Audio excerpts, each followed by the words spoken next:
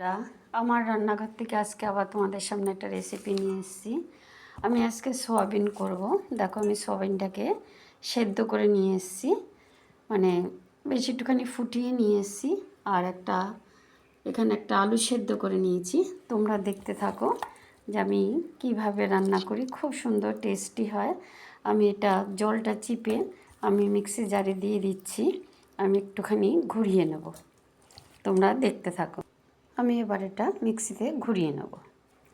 আমি ঘুরিয়ে নিয়ে এসেছি। এরকম করে ঘুরিটা হবে, একদম মিহি হবে না, একটু থাকবে।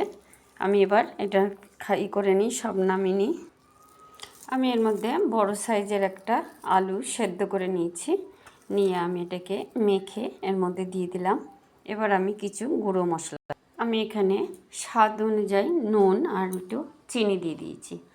আমি এই মশলাটা ভাজা মশলাটা বড় চামচে 2 চামচি দিয়ে দিলাম।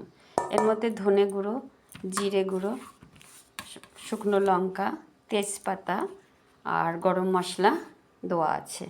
এর মধ্যে আমি একটু নারকেল দিয়ে দিচ্ছি।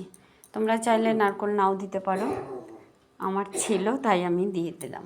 এবার আমি এটা হাতের সাহায্যে খুব সুন্দর করে মিশিয়ে নেব। খুব সুন্দর করে মেখে নিয়েছি।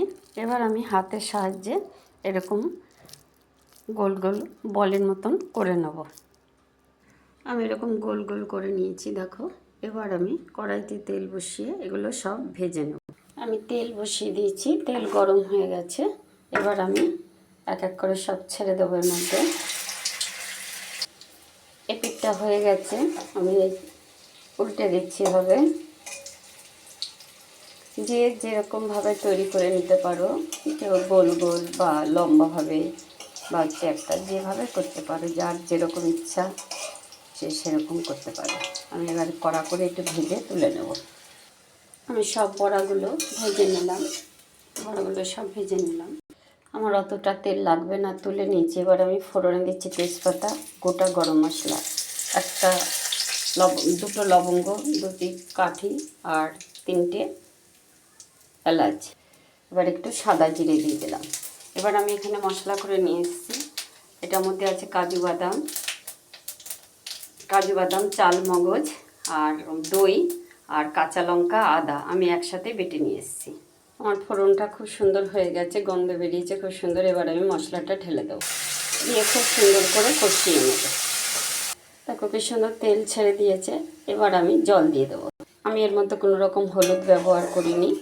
এবার ফুটে উঠলে আমি সব বড়াগুলো, আমার সোয়াবিনের বড়ার তরকারি হয়ে গেছে। এবার নামিয়ে নেব। আশা করি তোমাদের ভালো লাগবে। যদি ভালো লাগে আমার চ্যানেলটাকে সাবস্ক্রাইব করো, লাইক করো, শেয়ার করো। সোয়াবিন তো অনেক রকম করে খেয়েছো, এইভাবে একবার করে খেয়ে দেখো। আজকে রাখছি, আবার কাল আসবো অন্য কোনো রেসিপি নিয়ে।